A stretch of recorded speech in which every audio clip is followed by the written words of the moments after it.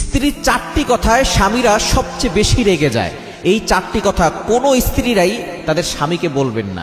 যদি তারা স্বামীদেরকে এই চারটি কথা বলে তাহলে স্বামীরা রেগে গিয়ে অনেক ধরনের বাজে ব্যবহার স্ত্রীর সাথে করতে পারে। আপনি যতই রেগে যান না কেন এবং যতই আপনার মনের ভিতরে কষ্ট থাকুক না কেন, স্বামীকে কখনো এই চারটি কথা বলবেন না। মনে রাখবেন, স্বামী হচ্ছে স্ত্রীর সকল দায়িত্ব তিনি নিয়েছেন এবং স্ত্রীদের কাজ হচ্ছে স্বামীকে সন্তুষ্ট রাখা। নবীজি সাল্লাল্লাহু আলাইহি ওয়াসাল্লাম জানিয়ে দিয়েছেন, আল্লাহকে ছাড়া কাউকে সেজদা করা জায়েজ নয়। যদি জায়েজ থাকতো তাহলে স্ত্রী তার স্বামীকে সেজদা করতে পারত। কেন ইমাজিনের আপনি কল্পনা করতে পারছেন? স্বামী হচ্ছে এমন একটা জিনিস যে আপনার সব দায়িত্ব নিয়ে নিয়েছে। এজন্য স্বামীর সাথে সবসময় ভালো ব্যবহার করার চেষ্টা করবেন। স্বামীকে কখনো এই চারটি কথা বলা যাবে না। নাম্বার ওয়ান, এক নাম্বার হচ্ছে স্বামীকে তুই বলে সম্বোধন করা।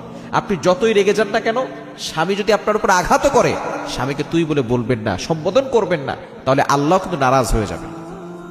এজন্য স্বামী আপনার খারাপ হতে পারে, স্বামী আপনাকে বকাঝকা করতে পারে, আপনি স্বামীর জন্য দোয়া করেন। স্বামীকে তুই বলে সম্বোধন করলে যে স্বামী ভালো হয়ে যাবে, বিষয়টা এমন না। অনেকে মনে করে যে স্বামী আমাকে গালাগালি করে, আমি স্বামীকে তুই বলে গালাগালি করলাম।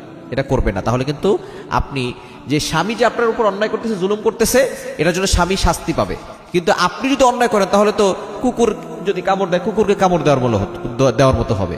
এজন্য আপনি ধৈর্য ধারণ করবেন, আল্লাহর কাছে দোয়া করবেন। এই যে স্যাক্রিফাইস করছেন, ধৈর্য ধারণ করছেন, এই জন্য আল্লাহ তাআলা আপনাকে জান্নাতের ব্যবস্থা করবেন এবং আল্লাহ তাআলা আপনার গুনাহ মাফ করে দিবেন। এজন্য এক নাম্বার হচ্ছে স্বামীকে তুই বলে সম্বোধন করবেন না। দ্বিতীয় নাম্বার হচ্ছে স্বামীর মা বাবা নিয়ে গালি দিবেন। স্বামী যদি আপনাকে গালিও দেয়, আপনি একটু ধৈর্য ধারণ করুন, তার জন্য দোয়া করুন। হতে পারে আল্লাহ তাআলা এই দোয়ার বদলতে তাকে পরিবর্তন করে দিবেন। কিন্তু তার বাবা মা নিয়ে গালি দিলে কিন্তু আপনি কঠিন বিপদে পড়ে যাবেন। হতে পারে তালাক আপনাকে দিয়ে দিতে পারে, আপনার জন্য এই তালাক শব্দ বলে ফেলতে পারে। এজন্য খবরদার। দ্বিতীয় নাম্বার হচ্ছে যেটা সবচেয়ে বেশি স্বামীকে রাগিয়ে তোলে, স্বামীর বাবা মা নিয়ে আপনি কথা বলবেন এবং স্বামীদেরও উচিত স্ত্রীদের বাবা মা নিয়ে কথা না বলা। এবং তিন নাম্বার হচ্ছে স্বামীকে কোনো বিষয় নিয়ে জোরাজুরি করবেন না। যে কোনো বিষয় নিয়ে অনেক স্ত্রী আছে বারবার বলে এটা করতেই হবে, এটা করতে হবে। আপনি এরকম জোরাজুরি না করে আপনি তাকে বোঝান, সুন্দর করে বোঝান। যখন তার ঠান্ডা মাথা থাকবে, যখন সে ভালো মুডে থাকবে, তখন তাকে বুঝাবেন। এবং চার নাম্বার হচ্ছে স্বামী যদি কোনো বিষয় নিষেধ করে, এটা আপনি কখনো করবেন না। সেটা যেই হোক, স্বামী নিষেধ করেছে, বাস আপনি স্বামীর কথাকে প্রাধান্য দিবেন। দেখবেন সংসারে সুখ থাকবে, শান্তি থাকবে।